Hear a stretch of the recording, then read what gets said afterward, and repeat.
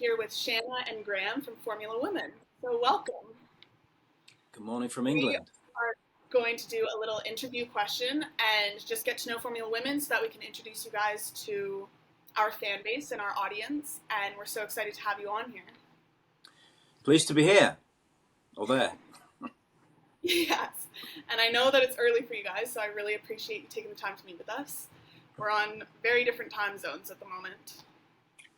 Well, let's get right into this. So I guess my first kind of question would just be an introduction to what Formula Women really is. So I'm wondering, what do people join Formula Women for, and what sort of features or services or events do you offer for girls that join and for anyone interested? And what's kind of, I guess, your target demographic with that? Yeah, well, actually, Formula Woman was started by me back 20 years ago, and it ran for a little while.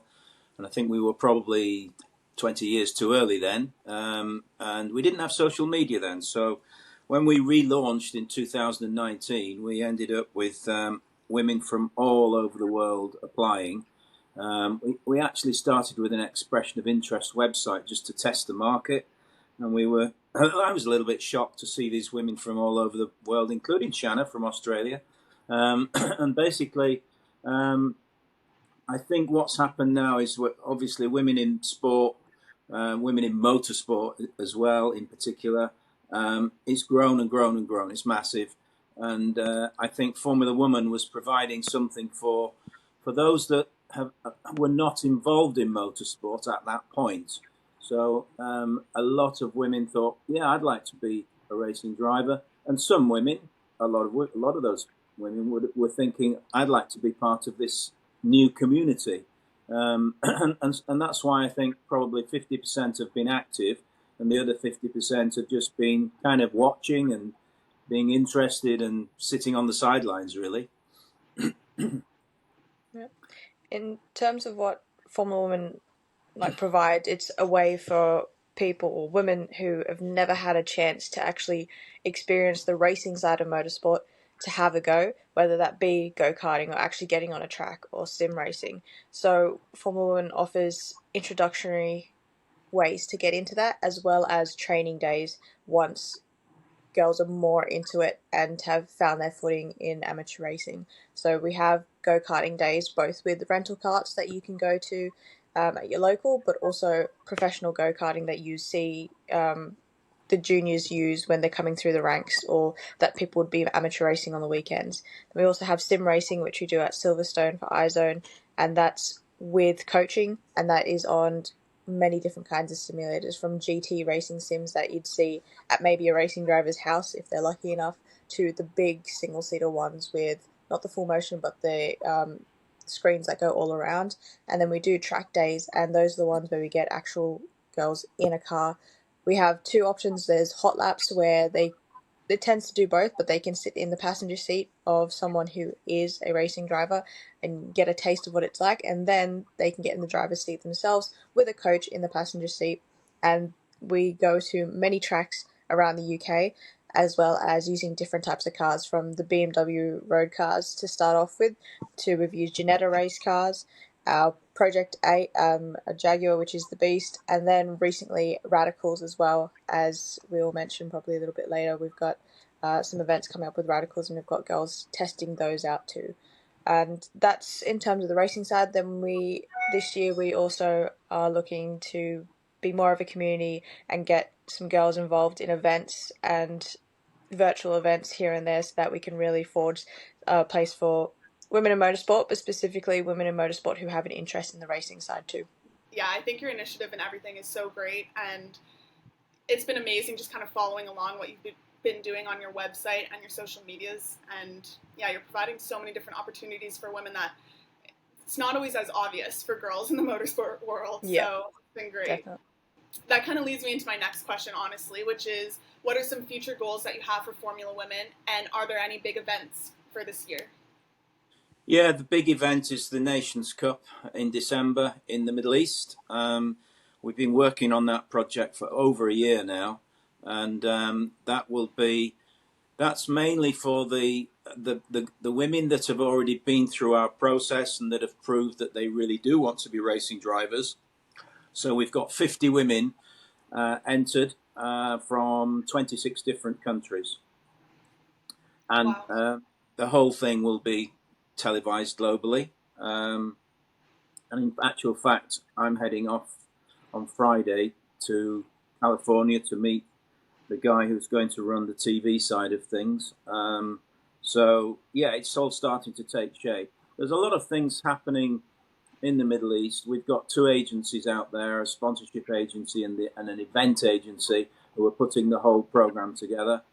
We're using radicals, and the radicals will be, well, ideally we would like the 50 women to be testing between now and then, so that at least by the time they get there, it'll be, a competitive event. And it's the first of its kind, and it's literally for women who have been novices and have developed their training through us and through other people as well.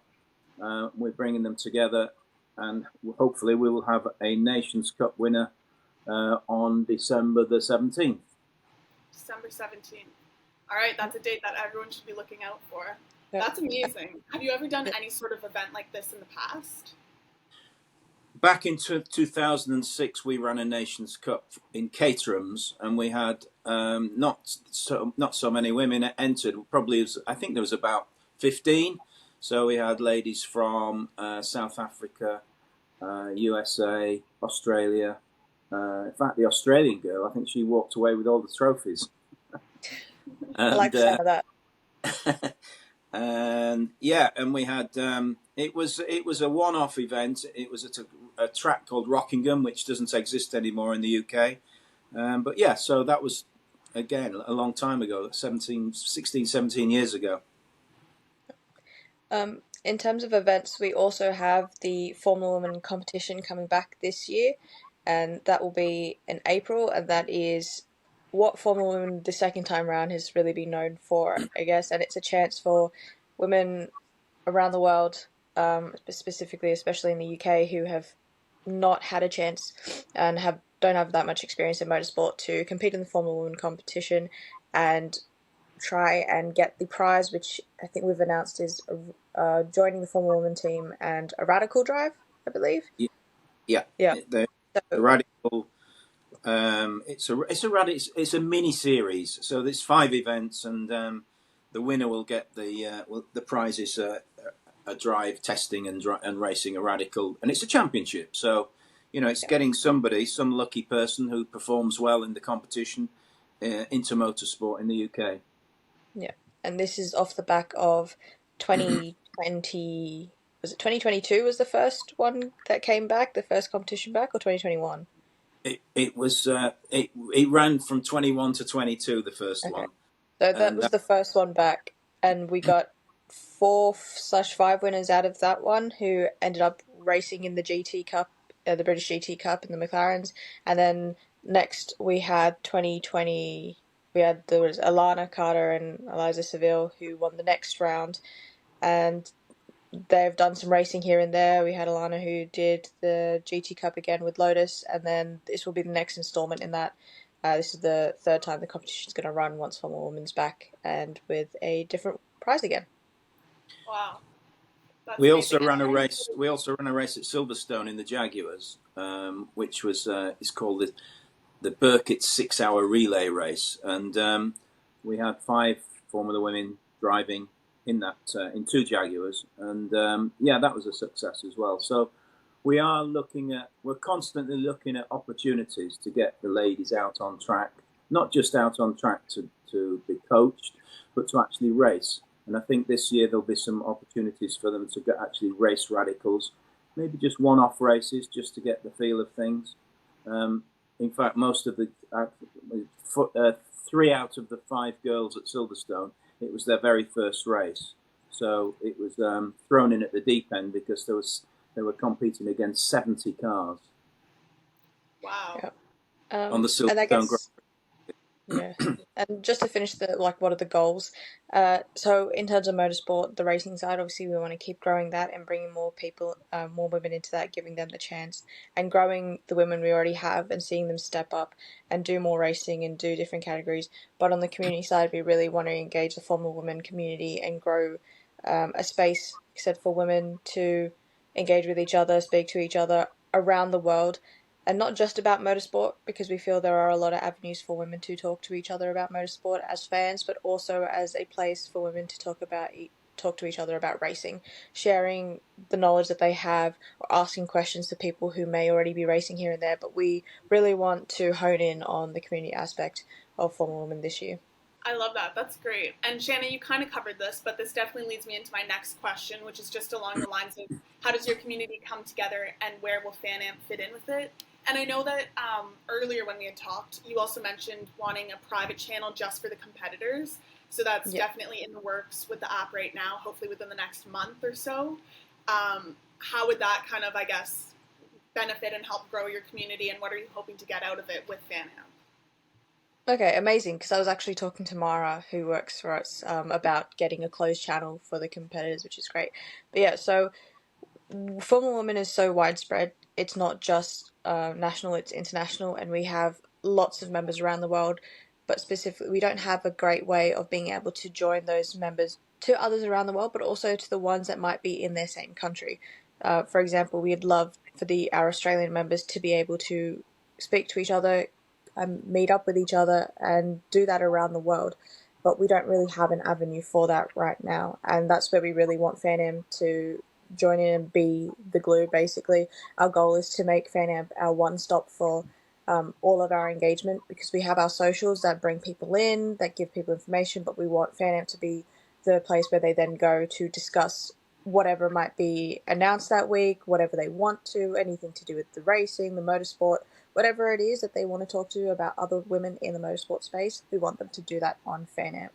And we have 3 channels at the moment, so just the announcements page, which is another great way of just having all our announcements in one spot, and then easily providing a space for them to chat about it and discuss it with other members right there on the app. And then we have the community and the competition channel. The community is going to be a great one, like I said, just to get everyone talking and engaging with each other. And then the competition chat, which we hope to use as a closed chat, is going to be a really good avenue for all these girls who, like I said, have never had any motorsport experience and now are doing a competition for a race seat, to be able to talk to each other and bounce off each other, maybe find out when the others are getting there, what hotel are they staying at, bundle nerves off each other so that they can be ready for the competition together, as well as have Graeme or Mara or the people from the Formula Women team talk to them in there. It's just an easy way to get information out and communicate. But we really want to do it for the benefit of the members and give them a place that they can, share, but also use it as an information service and somewhere they can educate themselves with each other. Yeah, we've been lacking in communication basically with the members, and I think that a lot of people have joined and then they've obviously received a welcome letter or email, and then they've probably thought, what's next, or who do I need to speak to? Yeah, definitely. And on behalf of Fanamp, we're so excited to have you guys on board. I think this is like one of my most exciting bases, I think, and channels on the app, just because, like you were saying, it's so hard for anyone who kind of wants to get into motorsport or wants to start competing to find information on that, and having people who have done it in the past or are getting ready for a race or something like that, like firsthand information, basically. I think that's amazing. Yep. And we have so many women on the app too, since Fan Behavior's been on it, Racing Rules with Shanna as well, like that brought in a lot of women. I think it'll just be such an amazing spot where the community can grow and be welcoming for anyone who's kind of looking to get into it. And yeah, I think private channels are going to be awesome for the competitors. Like you said, to kind of get rid of nerves. Everyone needs that, whether it's like going to a new school or joining a club or something. Like just having some insider information is always way more comforting. So we're really excited to get that started for you guys, and we can't wait to watch it grow alongside. Amazing. Sounds good.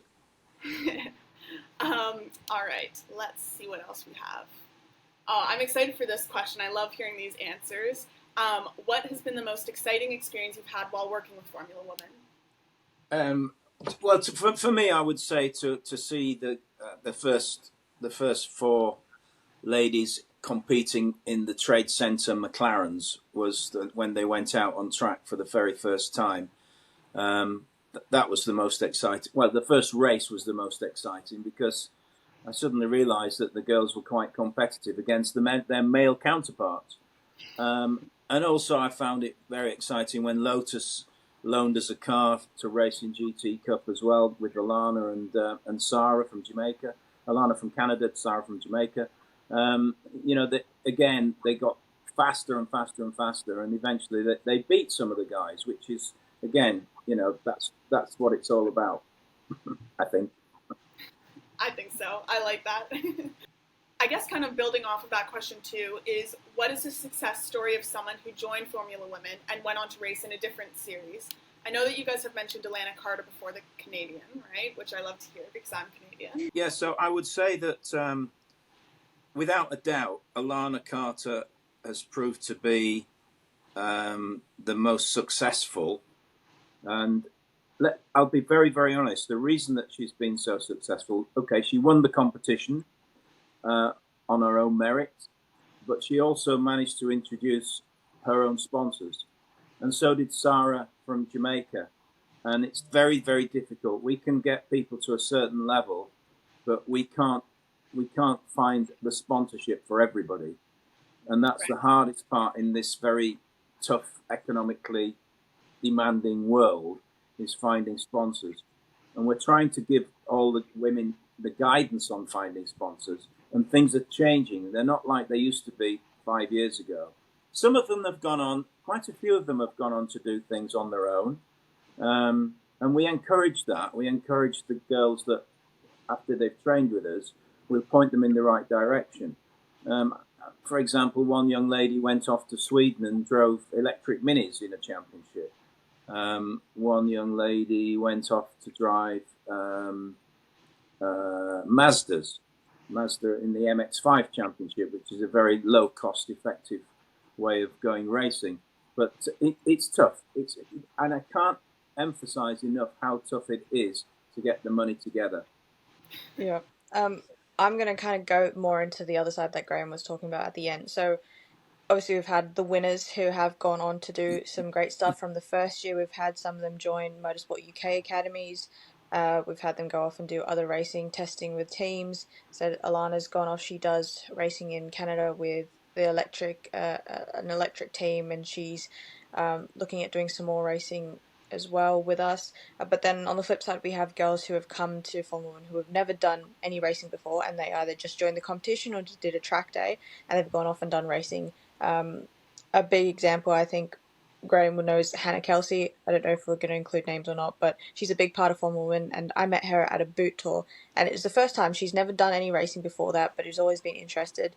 She did the boot tour, which was like a 3-day jam-packed training session, and then did the competition, and not that long after, she entered into a championship in Ireland. I don't know the exact specifics of it, but it is very much an amateur grassroots level one, but there is, I think, about 35 cars on the grid, and it's a proper grassroots thing. And like I said, she had no experience in racing at all, and she managed in a couple of months after the competition to get herself in, get a car, and she's getting sponsors, and she's really, really doing it.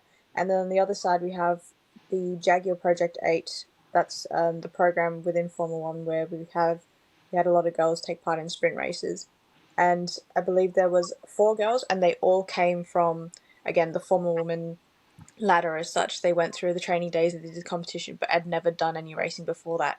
And they all went through it and then ended up on the Jaguar race team. And I don't know if you know the car, but it is a beast. It is very powerful, very fast. I've driven it twice, I think, and it was, I think, nothing. Basically, it's ruined cars for me because it's so good. Really? But all of them have never done any racing before, and then they jumped in and have done a couple of rounds at some of the racetracks around UK.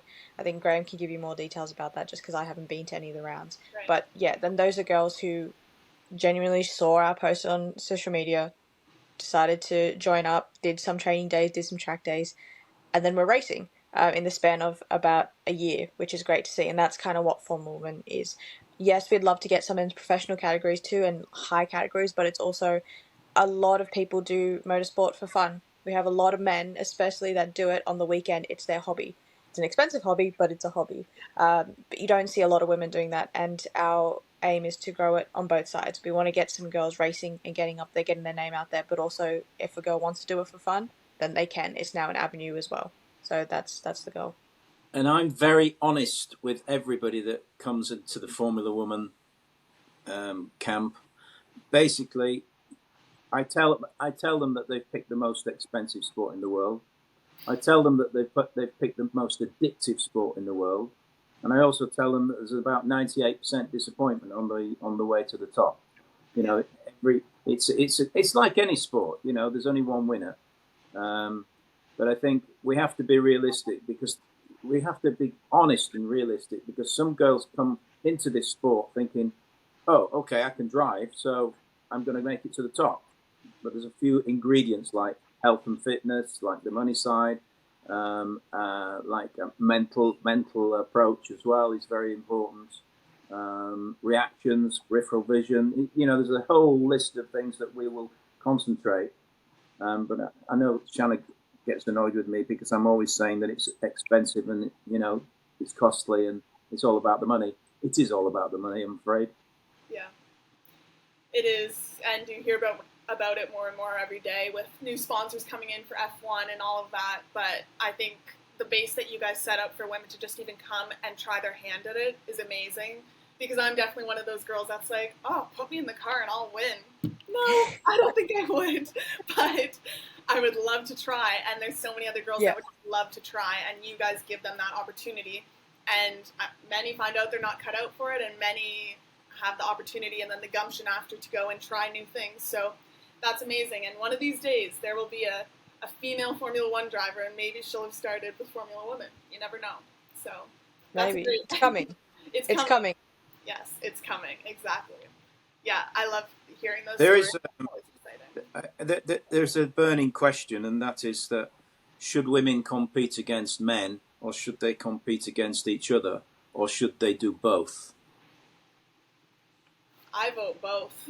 Yeah, both. Just because at the moment competing against women is something some women is what some of them can only get because it's too hard out there, and then they can off this platform that that they get from racing against women, they can then bounce off into hopefully racing against the men.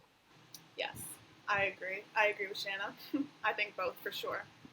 One of these days we'll get that. When we competed in GT Cup, we were the only female team, and in some cases it's controversial, in some cases it's competitive, but overall I think the male counterpart, are basically encouraging women to race against them. But I think with Nations Cup, I think that's why we're generating so much global interest, because it will be the first event of its kind. And there is interest from North America and from India and from other parts of the globe to actually run another Nations Cup after this one that we do in Dubai. We could have a female championship in a year's time, a couple of years' time. No, I was just going to say the other vital ingredient is television. Yeah, yeah, and that's incredible that you're already getting that set up for the Nations Cup in December, because yeah, just live streaming that and having it accessible for people to watch and learn about is definitely crucial. And it's so exciting to know that you guys are reaching a base on such a global scale. Oh. All right, guys, I only have one question left here. If you could plan any event or race for Formula Women, where would it be and why? So, yeah, any specific racetrack that you'd want the girls to go drive at, or any kind of like competition format you'd want to try, literally anything. Yeah, I've got one. All women around Monaco. That would be amazing. Why not? It's never been done before. I'm happy you said that, because I was torn between Monaco and somewhere else, just because I would love to drive around Monaco. So you said it, so I didn't have to say it. Or I don't know. I think I'd love to go and have the race in Australia, because then it just makes everything else easy. But it's not an iconic track, so I'd probably have to go, Silverstone. Why not? It makes it easier. It's such a great track. Everyone knows it. And to me, the idea of being on the track is crazy. I know you can do like track days and you can do races there, but if we got an actual race at Silverstone and to be able to say, oh yeah, I raced at Silverstone, yeah, it'd have to be that. And it'd be like a proper, oh, what kind of race? I think I'd like it to be like a proper F1 weekend format as such. And yeah, like proper practice, quali, and then a race. I wouldn't mind it being like a sprint weekend format. I know people hate it. I like sprint I weekends. do too. More racing. And yeah, exactly. And I guess, can we choose a type of car as well? Or is that? Sure. Oh, I don't know why I asked that, because I don't actually know enough. Some very fast cars, let's put it that way. Some really good, cool, fast GT cars that are at least paddle shifts, which they all are these days, but they're not allowed to be manual with a gear stick. They've got to be paddle. Yeah. So you'd want to do GT cars, or would you want to maybe do like open wheel racing? I'd love to do open wheel personally, but Formula Women, we're all about getting women to the GT side, because it's more achievable, I'd say, and it's also a little bit less known, but that's also where a lot of women are succeeding, so it'd be GT side. Yeah. Well, I loved both of those answers, and that's all I kind of had on my end. I was wondering if you guys had any questions for me or any kind of closing remarks.